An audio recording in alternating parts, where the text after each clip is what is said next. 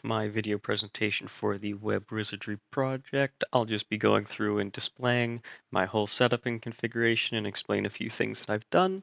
So this is my Active Directory domain controller. It has ADDS and ADCS, which is certification services. Here are all of my VMs that I've created that are attached, and there's the certificate authority there.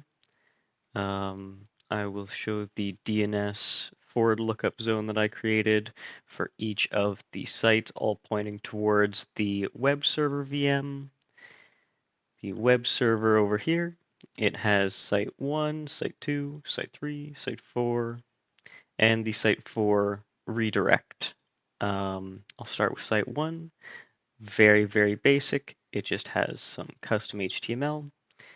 All of the files are stored here in these folders I created to house the site assets. So I'll just go over to client and boot up site1.amazingkaka.ca. There's my default web page, and then just to show the custom 404 error, I'll just go to a site that obviously won't exist.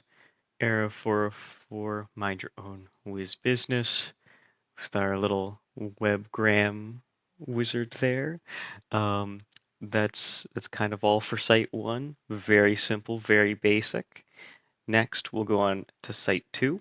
This site needed me to enable indexing and start with authorization, which I did on protected files. There we go, enabled Windows authorization, and the authorization rules allow any user in the domain to log in, but they still need permission, unlike the regular files where anyone can just access it. So I will go and display that now in a new tab. So site2.amazingkaka.ca. There we go. We see the initial site. I can go to the regular files. We've got, the stuff you don't need to protect, the unimportant wizard stuff, and Matt's password, obviously, the less important things. But if we go back to the parent directory and try and access protected files, we have to log in with Windows credentials. So I'll just log in real quick. And there we go. We've got our important wizard things, and of course, your password, Brandon. We need to protect this at all costs. That's basically all for site 2. So now we'll go on to site 3. Site 3 was splitting things up into accounting, marketing, and sales. So only the specific users could access their specific directories. So I'll just go over to client 1. I'm going to quickly do a cut here as I sign out and sign back in. So we're going to go to other user and log in sales user and just log in with my credentials there. Site3.amazingkaka. So I added this. This will prompt for a login from any account on the directory, just to safeguard this. And then since this is my sales user, I'm going to click on sales.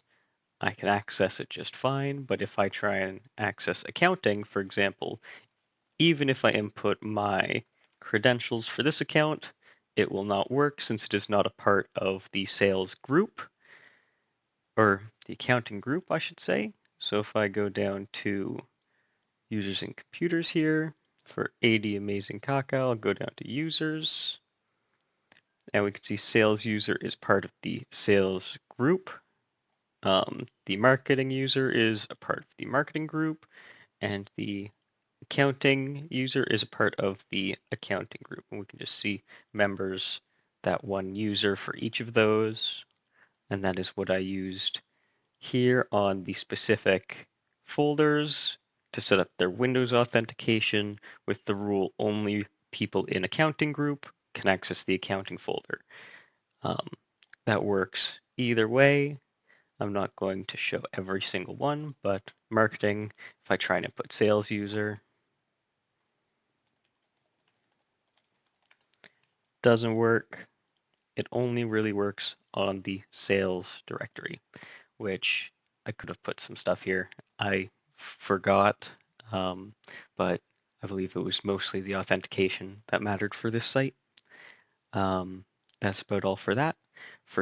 Now on to site 4. This one was the one that gave me the most problems with certificate authorities and setting up the SAN alternative names. So I'll just select the whole web server as a whole and go to server certificates. We can see here there's a site for certificate issued by my root CA, which, details here. If I go down here, subject alternative name, I added the DNS name for the site just to allow it to properly function across multiple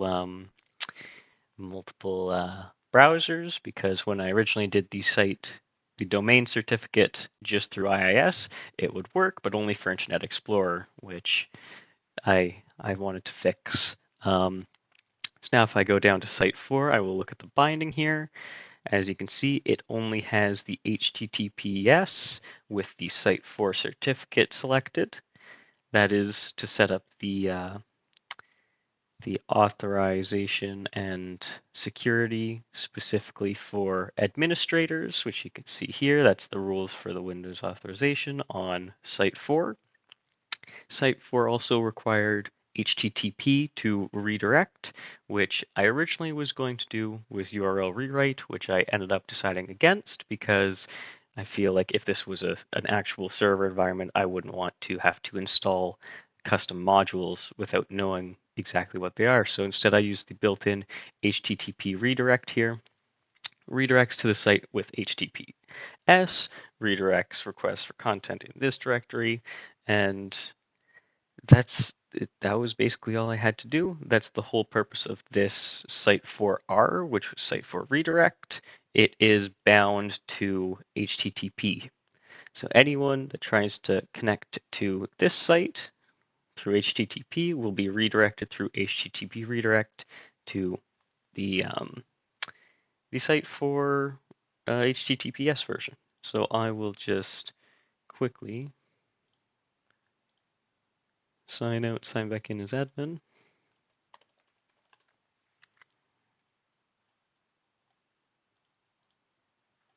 So if I go first to HTTP instead of HTTPS, it will redirect me automatically to site 4 through the HTTPS. And this also works if I close this. Nope, I'll go straight to HTTPS.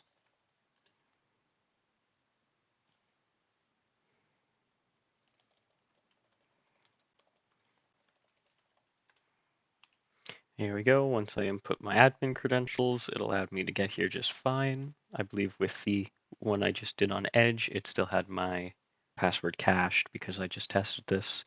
But as you can see, it is certified by the root CA for the site that it is, redirects properly, and has no errors. There's the certificate again. And yeah, that is my site 4. That gave me a whole lot of problems setting that up, for sure. I spent the better part of the weekend trying to figure out SAN certificates. Ended up realizing I was just trying to make it all through IIS when I should have made a custom request and sent it to my certificate authority that way, so I could have specified the SAN and added the SAN names. Moving on to the monitoring software. For this part of the assignment, I used PRTG, which I feel a lot of people are going to use because it is very nice with its free trial. Here we go. I've already added my web server and the monitoring VM itself because I didn't want to just do it on my other VMs. As you can see here, we've got it tracking pings for the web server, and we can see the highlight there as it has some activity from this last hour. The certificate tracker, it doesn't display much here. Nothing's really changing with the certificates. CPU load is very, very low, which I noticed for the web server, but it isn't really doing much. It's not very active. It's just kind of hosting the sites. And yeah, free disk space, memory. It's got 80% free, which I only gave it, I believe, 4 gigs. And it's fine. HTTP has a little bit of activity here as well. And it tracks each individual site. But since they are very basic sites, they have almost no activity going on any of them, as we can see here, just from this last little bit of activity from me testing and showing them, but not much else. It also shows the monitoring software here. The VM itself, just little statistics. How I added these, I went here, add device, and then I input the DNS names and IPs, um, selected the sensors that I wanted to add, and started tracking from there. This was very easy to set up. It automatically installed very quickly, and the walkthrough on how to set up and customize everything was very, very straightforward and simple. Um, it it goes free for your first 100 aspects that you're using, or sensors, I guess, compared to other alternatives like Nagios, which is what I compared it to in my documentation. Nagios uses nodes instead of aspects for their price calculations, which ends up coming out to be around the same price, but you're much better off, I believe, picking PRTG over Nagios, just because you can actually you weren't locked in for X amount of years. I believe it's 3 years for Nagios. Yeah, for a little walkthrough, I guess. You got your home page. You can see your activity, your warnings, notifications, alarms, anything like that. As you can see, this is all set up properly where I'm not getting any warnings. There's nothing really configured improperly. You can see the license status for the trial, 30 days with the full 10,000 sensors available. Once this trial ends, you get you either have to begin paying for however many you want, or PRTG, I believe, is free for 100 and below sensors. So if you're very, very small, maybe if you're doing home networking, and you know you're only going to be using a few machines, you can use this for free, which makes it all the more a better option than what else is currently out there. Um, yeah, there's not much more to that page. We can just see again devices. You can add as many devices as you want here. You can favorite, add groups, or auto discover certain groups. Logs. I've only had it running 2 days for testing, but pretty good software overall. I mean, um, yeah, I don't really know what else to show for this. I yeah, I don't know. The setup was very straightforward and easy.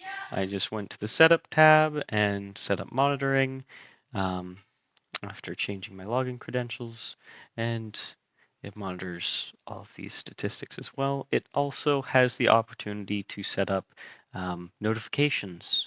So I've input my throwaway email here.